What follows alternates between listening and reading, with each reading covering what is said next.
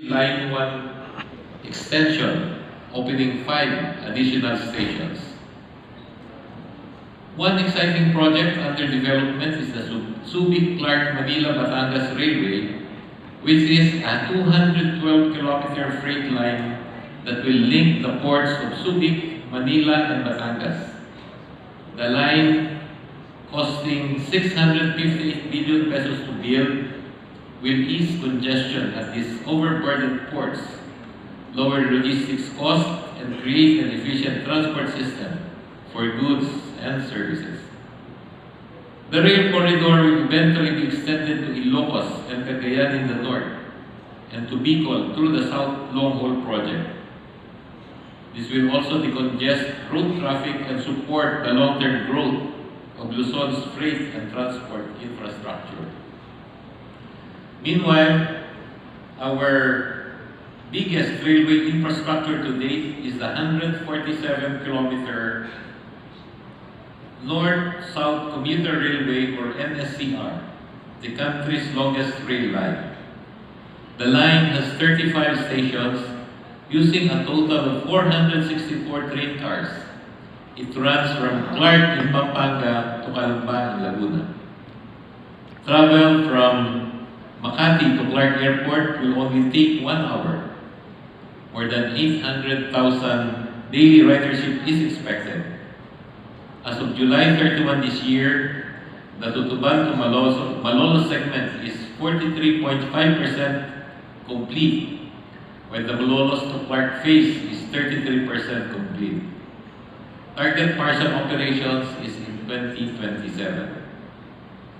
Meanwhile, construction of the Metro Manila subway is going full blast, utilizing state-of-the-art Japan-made tunnel boring machines that are simultaneously digging from Valenzuela to Sucat, silently snaking under the metropolis.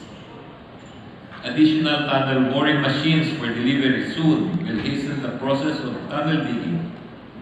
The 33-kilometer subway can accommodate as many as 500,000 passengers a day. As of July this year, the subway has lagged 15.57% progress rate. Target partial operation is in 2028. A much anticipated rail line scheduled to partially open next year is the 22-kilometer MRT-7 from North Avenue, Quezon City to San Jose del Monte, Bulacan, cutting travel time from 2 to 3 hours to just 35 minutes. We plan to open 12 of the 14 stations by late 2025.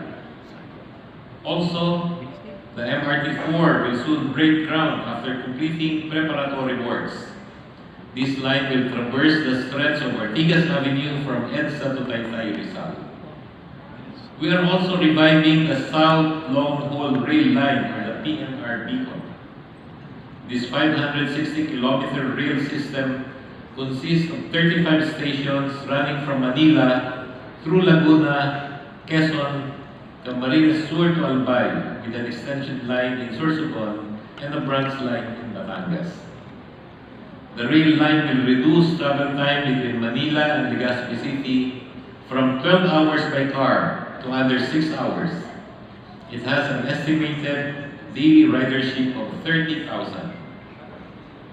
We are also working on potential funding sources for the Mindanao Railway Project. Phase 1 is a 100-kilometer long railway passing through 3 cities in southern Mindanao. And lastly, we are seriously studying the possibility of adopting a cable car system as another alternative solution to traffic in the metropolis. A prototype will soon be installed in the mountain city of Baguio for eventual adoption in Antipolo, east of Metro Manila. These cable cars will serve to feed passengers to MRT-4 at its Taytay end station. In the road sector, we will soon break ground for a new intermodal public utility vehicle terminal in Taguig called the Taguig City Integrated Terminal Exchange. The template is the Parañaque Integrated Terminal Exchange. Meanwhile, The Land Transportation Regulatory and Franchising Board recently reopened the window for accepting applications for consolidation under the Public Transport Modernization Program till November 29 to accommodate the clamor of some legislators. The next component of this program is route rationalization. Local government units will assign certain routes to designated transport groups to regulate number of PUBs according to number of commuters. The program is more than simply replacing the 8 decades-old Filipino jeepney, an iconic symbol of Philippine culture. The program aims to overhaul the public transport system, making them efficient and safe for commuters while helping the environment. The number of electric vehicles used throughout the country is also rising exponentially. Another major road project is the EDSA Greenways, an elevated 5-kilometer walkway connecting stations of MRT Line 3 to other modes of transport. Meanwhile, the highly successful EDSA Busway, the dedicated lane for public buses and emergency vehicles, is being replicated in Metro Cebu, called the Cebu Bus Rapid Transit, as well as in Metro Davao, called the Davao Public Transport Modernization Program. We also have established an extensive network of bike lanes, providing cyclists safe spaces to encourage Filipinos to use bicycles as alternative mode of daily transport. We already established bike lanes in Intramuros, Manila, Lawag City, Calibo, Lipa City, Batangas City, Antipolo, Quezon City, Marikina, Cainta, and San Mateo in Rizal. Under the maritime sector, one exciting project we are currently studying is the Manila Bay Pasig River Laguna Lake Ferry System.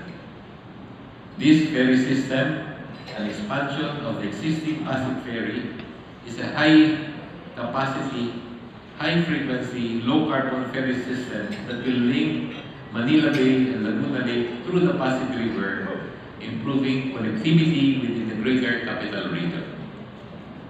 Another innovative marine project is a plan to build offshore wind ports that will harness wind power to generate potential 178 gigawatts of energy. If the project proves successful, the potential is huge in power generation. Our 3 maritime agencies address the need for safe, efficient, and affordable inter-island sea travels. For example, the Philippine Coast Guard, apart from responding to distress calls at sea, is currently building a functioning port at Pag-asa Island, costing 227.5 billion pesos. Once completed, it will improve docking by the Philippine Navy, our Coast Guard, local residents, including fishermen at Pag-asa Island in the West Philippine Sea. During the recent 123rd Philippine Coast Guard anniversary, President Marcos called the Philippine Coast Guard vigilant stewards of peace and order. They ensure that the rule of law prevails across our waters. Their calm resolve prevents disputes from turning into conflicts, demonstrating to the world that embracing dialogue and cooperation is the true essence of strength. Just last week, the annual travel exodus mobilized various agencies, including the Philippine Coast Guard, who assisted and ensured the safety of travelers at seaports, airports, railways, and expressways. For connectivity, the Philippine Ports Authority has dozens of ongoing port improvement projects, including construction of breakwater facilities, ro-ro ramp, passenger terminals, among others. Last April, we officially opened the new passenger terminal of Batangas Port that can accommodate as many as 8,000 passengers. We also want to tap into the resurgence of cruise travel by developing new cruise ship ports at popular holiday destinations, such as Siargao Island. Recently, Department of Migrant Workers Secretary Leo Kakdak said more than 100,000 Filipinos are currently employed on cruise ships worldwide, and that their skills are currently in demand. To be able to supply this demand, the Maritime Industry Authority, or MARINA, has been instrumental at upskilling Filipino mariners who remain the crew of choice for international sea vessels for their talent, language proficiency, and adaptability. MARINA recently partnered with a Copenhagen-based private company to train Filipino seafarers how to handle methanol as alternative environment-friendly fuel for ships.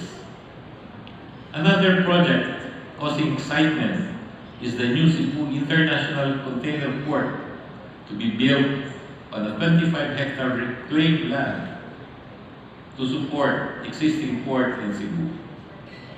This international container port will be equipped with weight rails with a 500-meter berth length able to accommodate 2,000 TEU vessels to address the port congestion in the Cebu International Port. We expect to present the notice of award for this new port to the contractor before the year ends. This project is funded by the Export-Import Bank of Korea. In conclusion, we are directing multi-sectoral initiatives towards a common goal, a better travel experience. We are also pushing for non-specific thematic initiatives that are all encompassing across the core transport sectors. Included in more than 20 thematic initiatives are reducing logistic costs, create transport jobs, transport safety and security, carbon neutrality, disaster resilience, gender equality, disability, and social inclusion, among others. Other critical initiatives that we now regard as advocacies are digitalization, electric vehicles, institutional strengthening and right-sizing, and more. Our transport projects are bound to steer the present status quo once completed. At the outset, we said the status quo in the country's transport sector is unacceptable. We are rushing projects to reduce traffic, waiting lines, smoke-belching jeepneys, flight cancellations, and many other passenger inconveniences. The mission is to make travel comfortable, accessible, safe, sustainable, and affordable. To overcome budgetary constraints, we turn to private investors or international financial institutions or foreign governments.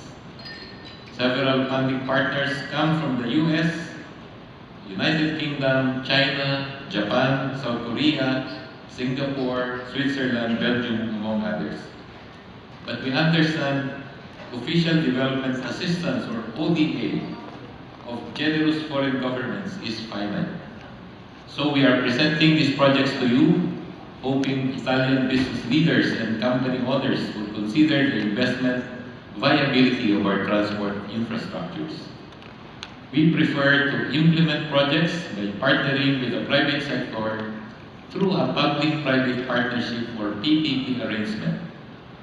Thus, we are inviting partners from Italy to participate in our highly investable infrastructure projects.